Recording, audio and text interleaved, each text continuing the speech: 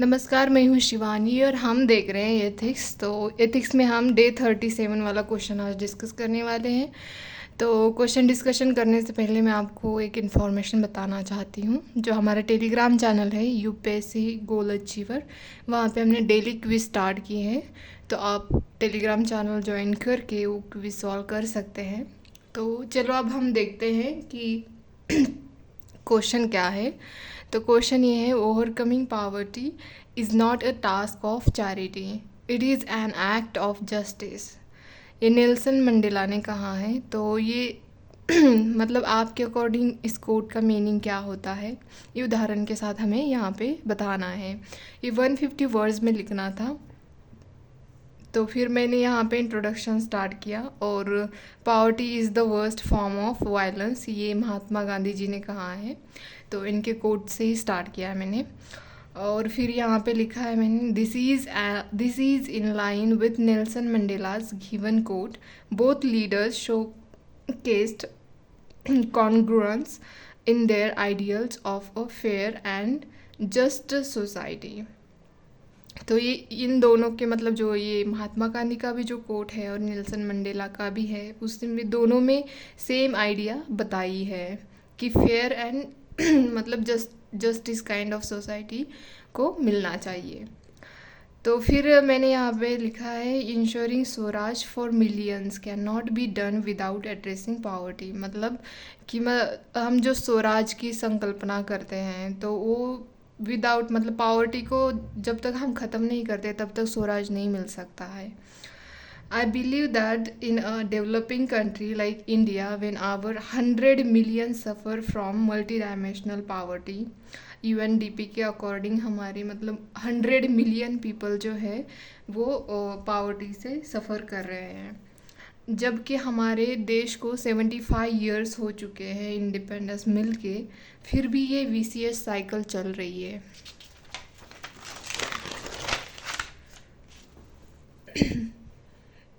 उम्मीद है कि आप एथिक्स के क्वेश्चन लिख रहे हो। और जैसे कि मैंने एथिक्स के लिए एक नोटबुक बनाई है, आपने भी वैसे ही बना रखी हो, ताकि ना जब भी आप रिवाइज करो तो आपकी बुकलेट आपको मिले।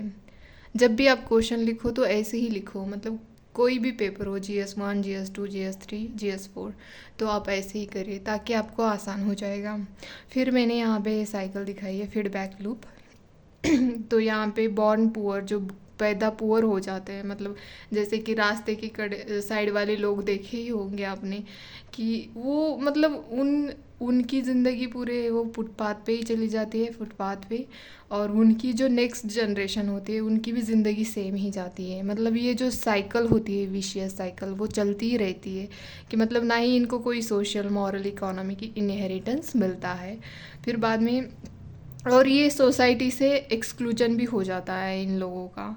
और फिर इनके मतलब इनके पास जब ये इनके बच्चे होते हैं तो उनके लिए भी ये कुछ मतलब प्रोवाइड नहीं करते, जो भी बेसिक नीड्स होती है वो उनको प्रोवाइड नहीं करते हैं। तो ये साइकिल अगेन वही सेम होती है। फिर उनके बच्चों का फिर से एक नेक्स्ट जनरेशन आएगा, फिर उनके भी हाल सेम ही होंगे। मतलब ये चलता ही रहता है, ये ऐसा होता है। फिर this make the task of overcoming it not a charity but a right to a dignified life. Article 21 के अंडर ये बोला गया है कि मतलब हर इंसान के पास एक राइट है कि वो अपनी लाइफ अच्छे से जी सकता है। फिर यहाँ पे मैंने international poverty requires intergenerational poverty requires the collective efforts of the entire society to break the cycle. कभी कभी ना ऐसे वर्ड्स मतलब देखने में पढ़ने में ये हो जाता है, बट जैसे मैं प्रोनाउंस करती हूँ मुझे समझ में आता है कि मैंने कुछ गलत कर दिया है। तो आई एम सॉरी इसके लिए।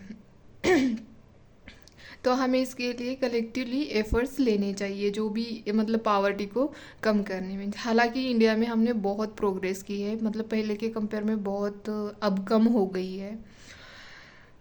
फिर यहाँ पे कोड लिखा है, ए chain is only as strong as it's weakest link. मतलब जैसे कि मतलब अगर देखो एक चेन है, अगर उसमें एक भी थोड़ी सी भी ब्रेक हो तो कितनी भी बड़ी चेन हो और कितनी भी स्ट्रांग हो, तो वो जो वीक पॉइंट होता है उसकी वजह से वो चेन की वैल्यू कम हो जाती है, मतलब वो टूटने की ज़्यादा पॉसिबिलिटीज़ होती है।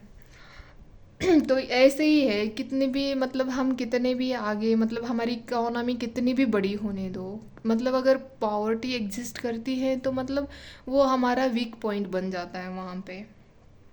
और लास्ट में कंक्लूड किया है कि the feeling of fraternity and approach of Vasudhaiva Kutumbakam calls for a jan andolan for an equitable society free from social economic and environmental poverty.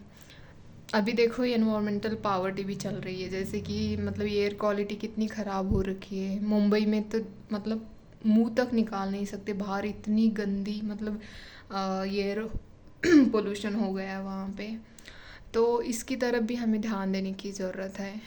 बस होप कि आप ना कोट जो आते हैं, अभी इसी साल भी देखा आपने स्वामी विवेकानंद का कोट आया था, आई थिंक नेहरू जी का कोट आया था, तो और महात्मा गांधी का भी था।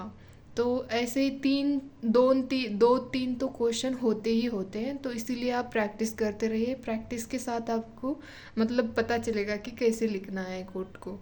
तो उम्मीद है कि आपको ये डिस्कशन अच्छा लगे। अगर अच्छा लगता है तो प्लीज़ लाइक शेयर सब्सक्राइब कर दीजिए, और कुछ भी दिक्कत हो, कोई भी आपको मतलब बात कहनी है तो आप कमेंट बॉक्स में बता सकते हैं।